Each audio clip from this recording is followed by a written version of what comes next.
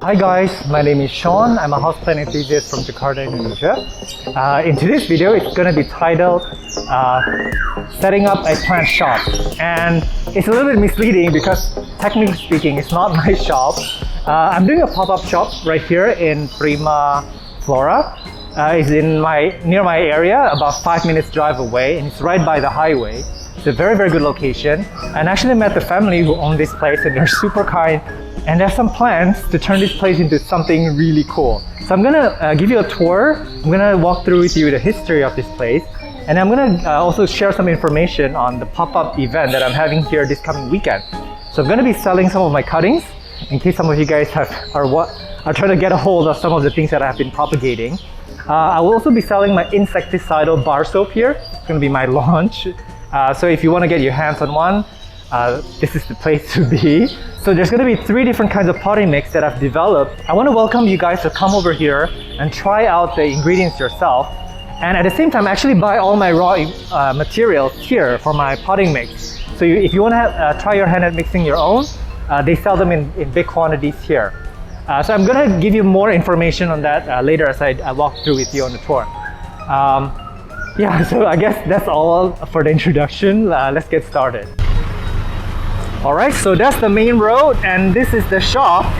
It doesn't look like much from the outside, but over here they have a lot of potting mix. You have your worm casting, your burn rice hulls, everything is here basically. And they are actually really into birds as well. So they've actually owned this place for a very long time, the father. And they have turned this into a metal workshop. And now they're trying to get serious into plants. They've always had this for the whole time, but right now in this pandemic, I think everyone's getting serious about plants. Look at this green wall that they have. This is epic. And over here we have the Euphorbia white ghost, and they had this place renovated in 2013. And this plant was not this tall. It was about 3/4 the height of the ceiling, and look at what's happened now. It's gone through the roof. And here are some plants that they have. They're always changing. Every time I come here they have different species, so it's really interesting to check them out once in a while. Oh yeah, so back to my story. Since I do come here and I get all my potting mix material here, that's why I figured out I might as well contact the owner and see if I can create my own potting mix and sell them here. And this way you guys can come in and feel it with your own hands and see if you want to buy some to try for at home, or if you want to mix your own. That's definitely most welcome. Look at how cute those Peperomia obtusifolia. Yeah, I get distracted too easily. So I want to also show you this space that they're working on. So in here is kind of like a warehouse. And Endang has shared with me some of her vision to turn this into a lifestyle shop, plant shop, as well as a cafe. She actually already has a cafe. I'm going to link the name of the cafe in the video. Yeah, and these are some of the furniture that they really like, and these are samples. So there will be a lot of furniture, custom-made products here in the future. So yeah, this is super exciting, and I love the space. This space is just so beautiful. Look at that industrial look. Very, very nice. I'm very excited to see what they have in store. So do follow them on Instagram, which I'm going to link also here, to see what they'll be doing with the space over the next few months. So I'm going to walk you to the back area. This is a beautiful door. Look at the color. It's so 50s. And they have a Volkswagen van here. Let me show you. Look at that. How beautiful that is. I mean, this space has a lot of potential, obviously, and they're trying to clear the area and do something creative. So yeah, again, I want to recommend for you guys to watch this space. Something cool is going to happen here soon. So we were discussing having my pop-up area to be in this room. However, I'm not sure how many people are going to be here on the event, and it may not be safe to have a crowded area that's indoors. So we have actually decided to do it outside over here. So I'm gonna have a table here this coming weekend, and I'm gonna show you later in the video how we display the plant products and how I tag them with price tags and all that good stuff. So yeah, I'll see you soon. Alright, so here are the soil mix samples. We're going to be making these in big batches, so you guys are welcome to come in here and put your hands in them. Feel the soil. We're going to be selling these. However, we will not be providing any containers for you guys. It's going to be a pretty interesting concept. You're going to have to bring your own containers, or we're going to have a makeshift bag here for you, because we don't believe in having plastic waste. And also we're trying out, so we don't know the brand name, we don't know what we're going to do with this. But we hope that you guys are responding well to these products, and that you guys will have happier plants in this medium, and also want to welcome you guys to try your hand at mixing your own. So really quickly, this is my general purpose potting mix.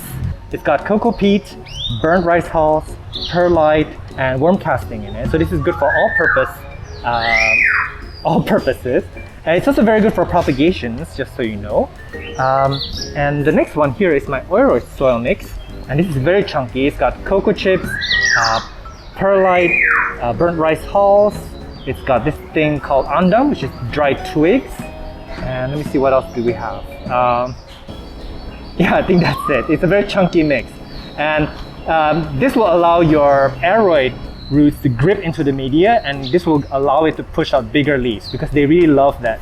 And this is also very fast draining.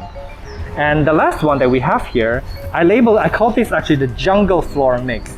And this really feels like you're walking if you're walking around in the rainforest, this is what the floor would look like.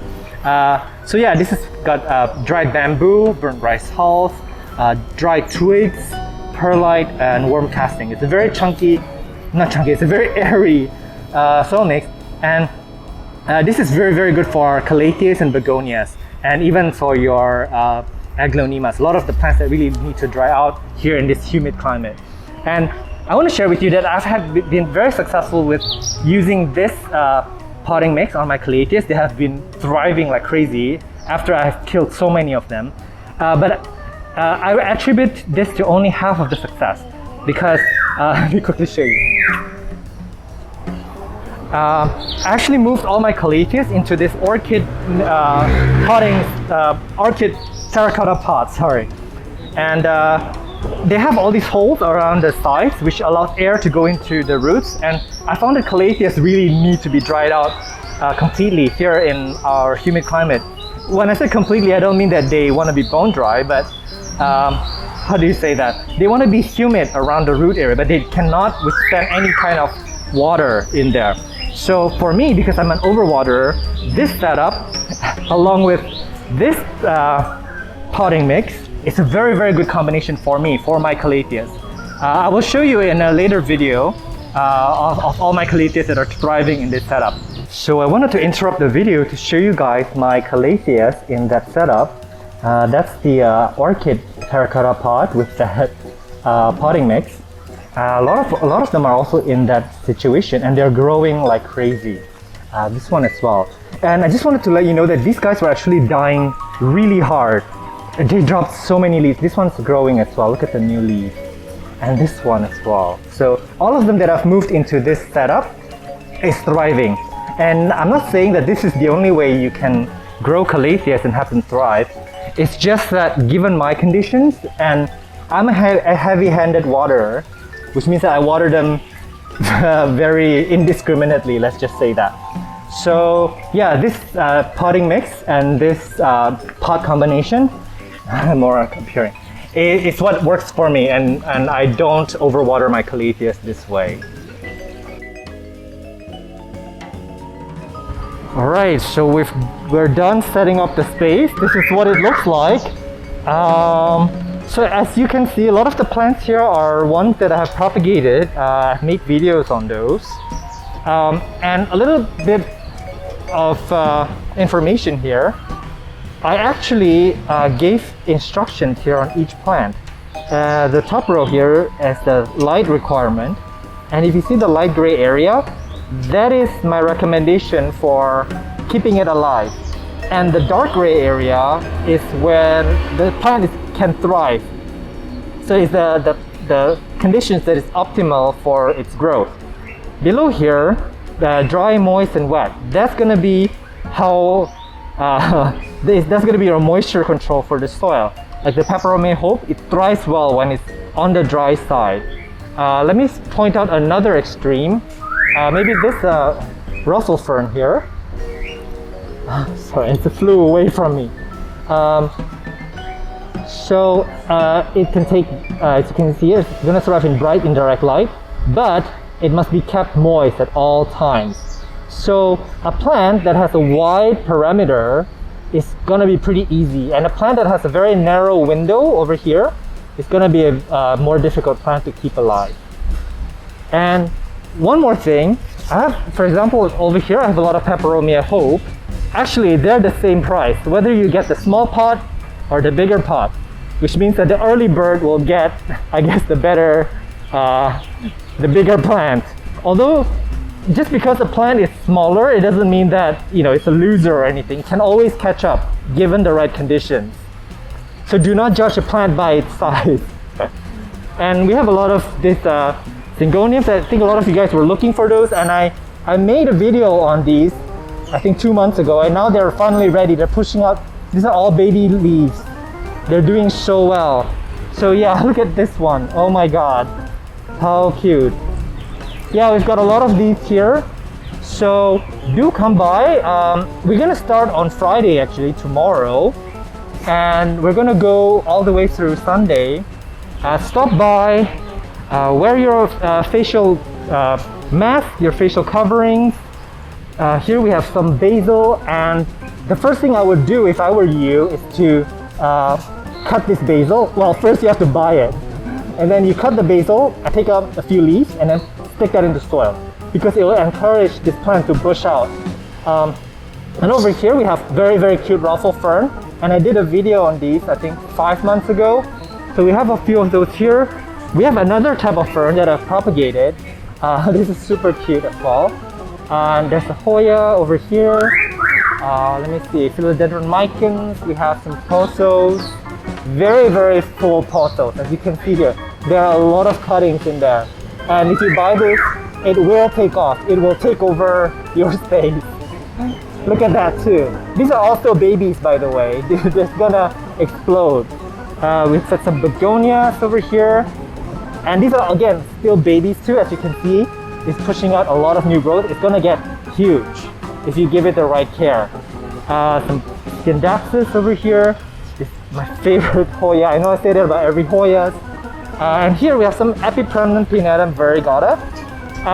And Endang told me that I'm pricing them too low. So I'm pricing them at 350,000 per cutting. Yeah, I may have priced them too low, but what the heck? They're babies. So these are propagates, and that's a new growth point. And as you can see, it's variegated. I don't know if you can see over here. It's got a white and green stripe. And this one's also Epipremnum pinetum variegata. Again, with the new growth points, and this as well. So, yeah, and this is the Philodendron mexicanum, and it comes in a really beautiful black color pot, and it's got a really tall moss pole ready for it to take over the pole. And there's some Ripsalis over here. It's like one of my favorite plants. It's got really beautiful red sunstressed growth points, and these are very forgiving plants to have, so I highly recommend it. And they also propagate very easily. You can just cut it off anywhere and let it callus over for 2 to 3 days, and you just stick them back into the soil medium. Even with a cutting like this, just one stick like this, it will propagate. So you can just cut this and just stick it into soil. It will give you branches. Very, very rewarding plant to have. And right here, this is the insecticidal bar soap. Unfortunately, I'm not selling them online or anywhere else for now because I haven't decided the brand name and I don't have the time to produce it. So this is really all I have left.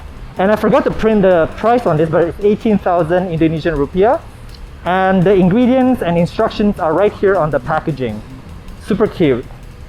And just really quickly to recap to you guys, this is made with coconut oil, neem oil, peppermint oil, and activated charcoal. So this is naturally antimicrobial, which means that it's antibacterial, antifungal, and the neem oil will kill pests on contact. And the way that you would use it is the same as you would use a bar soap on your body. Just lather your hands, get it wet, and then clean up the leaves with the soaps. I've had a few videos where I show you how I do it, and then rinse it clean.